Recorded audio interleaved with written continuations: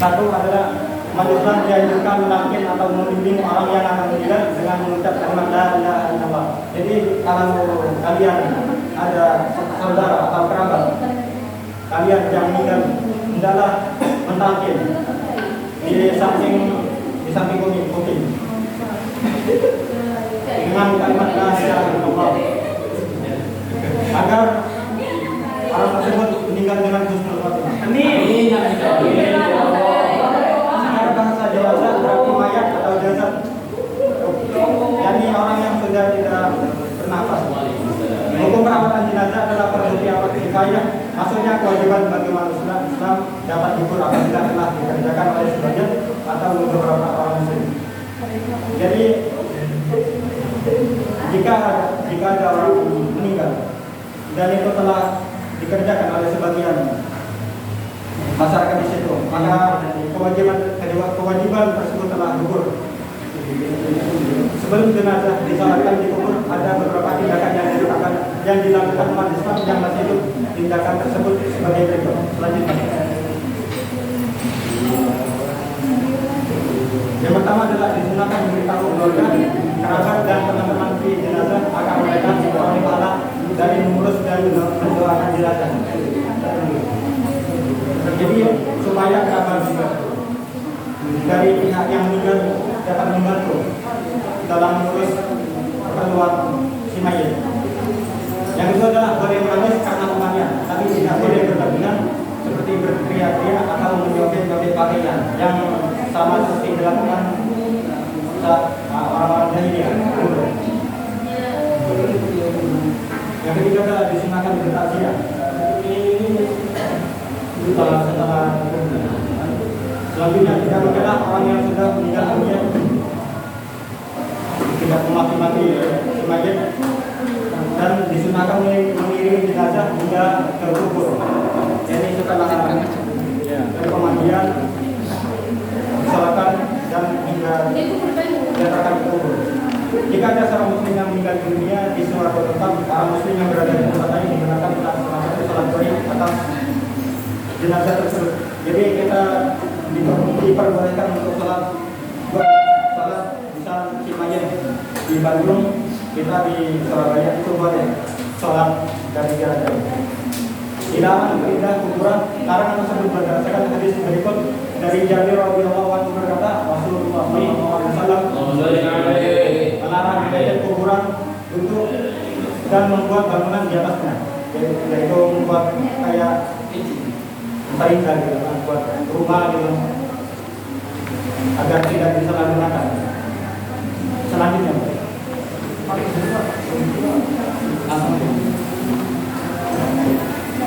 yang kedua adalah memandikan jenazah. Memandikan jenazah dilakukan untuk membersihkan dari kotoran atau najis. Cara memandikan jenazah yaitu menyiramkan air ke seluruh tubuhnya 1 kali dan disunahkan 3 kali. Jenazah yang wajib dimandikan adalah jenazah muslim yang tidak gugur dalam peperangan.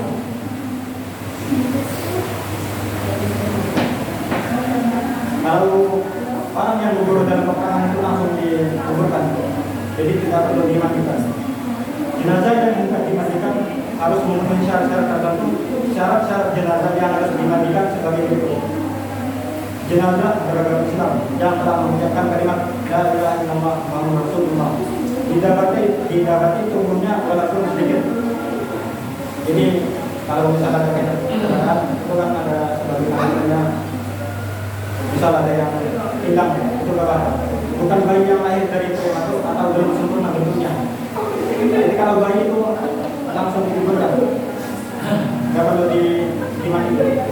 Tidak mati secara sahih, yaitu mati menurut agama Islam.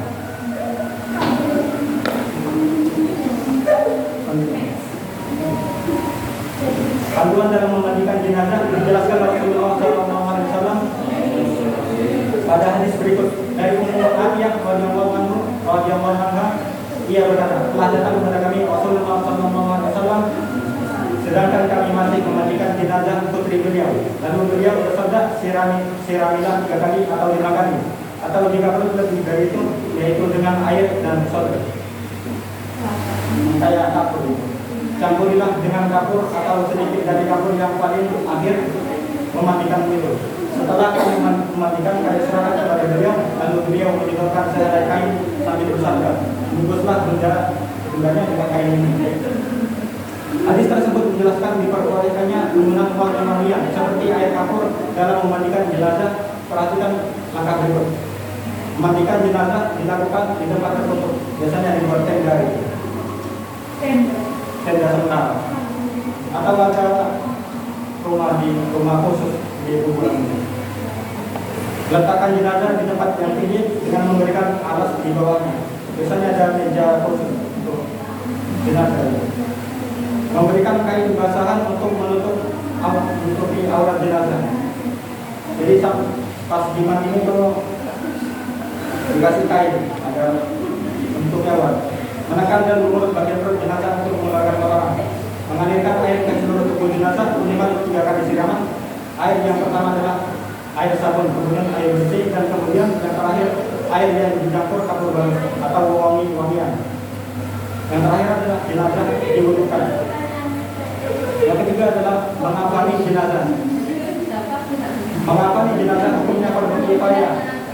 Kriteria kain kafan yang digunakan untuk mengapani jenazah sebagai berikut. Yakni baik, bersih, dan menutupi seluruh jenazah.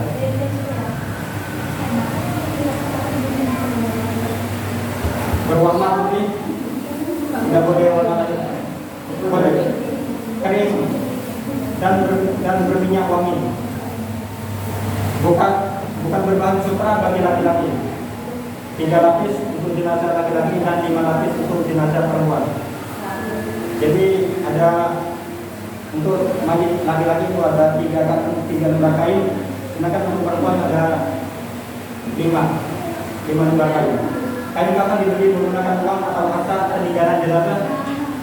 Jika jenazah tidak meninggalkan harta, biaya membeli kain kafan menjadi tanggungan keluarga yang ditinggalkan. Jika keluarga tidak mampu, biaya membeli kain kafan dapat diambilkan dari Baitul Mal. Jika tidak ada Baitul Mal, uang untuk membeli kain kafan menjadi tanggungan muslim yang mampu.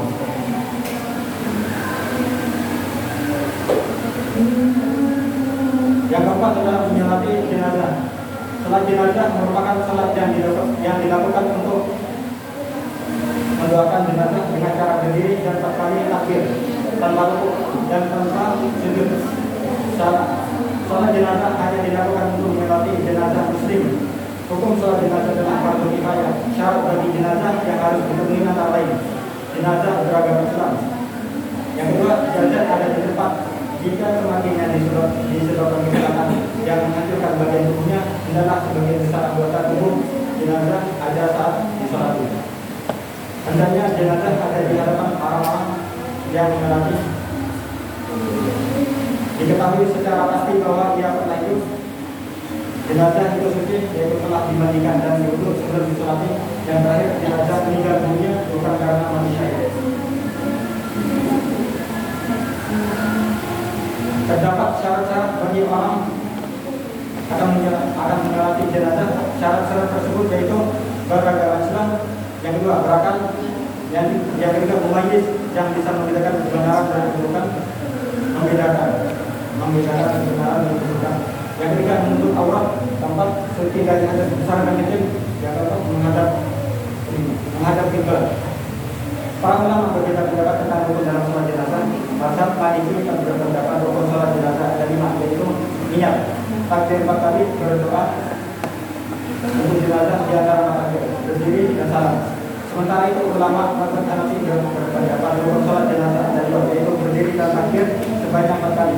Dari kedua pendapat tersebut dapat disebutkan bahwa rukun sholat jenazah yaitu membaca niat, berdiri, takbir, membaca surat Al-Fatihah, takbir kedua membaca salat Nabi, yang ketiga bacaan Allahumma firman lahu wa rahmatullahi wa barakatuh. Ini yang salam ini. Selanjutnya Pak, sholat jenazah dapat dilakukan dengan tata cara berikut. Jenazah diletakkan di depan orang yang akan menyolatkan. Apabila jenazah laki-laki, imam sholat berdiri sejajar dengan kepala jenazah. Akan tetapi apabila jenazah perempuan, imam sholat berdiri sejajar dengan perut jenazah.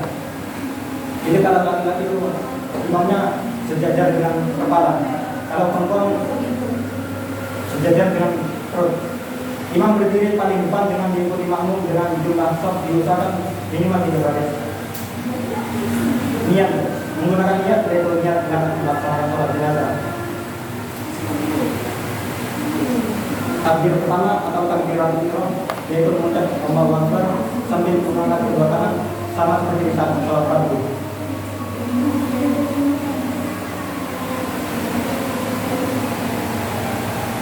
Yang kelima adalah mengubur jenazah. Mengubur jenazah berarti memasukkan jenazah ke liang lahat dengan tanah. Pemakaman ini dilakukan untuk menutupi bau busuk serta mencegah agar jenazah tidak dimakan binatang buas atau burung. Mengubur jenazah sebaiknya dilakukan dengan segera. Ketentuan tersebut sesuai perintah hadis yang artinya dari Abu Hurairah radhiyallahu anhu, Nabi Muhammad SAW bersabda, segerakanlah mengubur jenazah. Hadis riwayat Bukhari dan Muslim. Ada beberapa waktu yang dianggap makruh oleh para ulama untuk penguburan jenazah, yaitu saat matahari terbit. Jadi sendaknya agak tunggu terbit agak tinggi gitu. Saat matahari tepat berada di atas kepala, yaitu zuhur siang hari. Dan saat matahari terbenam, nunggu matahari terbenam dulu baru. Jumhur ulama juga berpendapat mengubur jenazah boleh dilakukan pada malam hari jika dapat dipastikan hak-hak jenazah tidak ada yang tertinggal.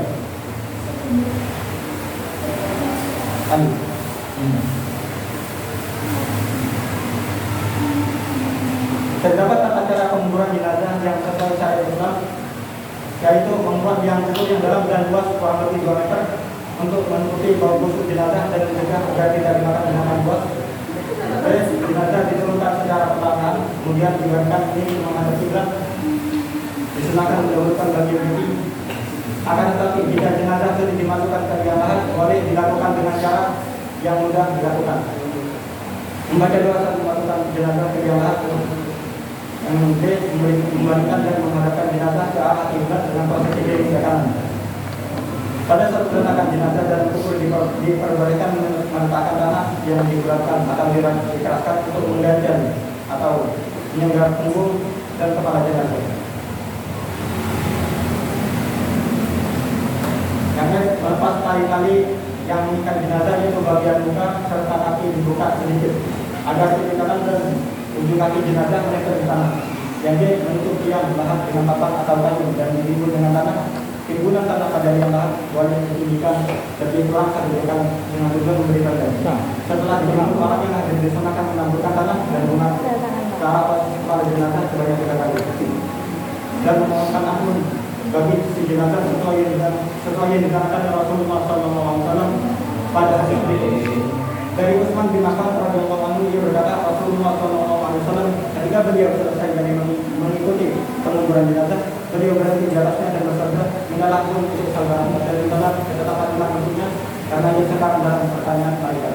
Hadis riwayat Abu Dawud. Ini tentu saja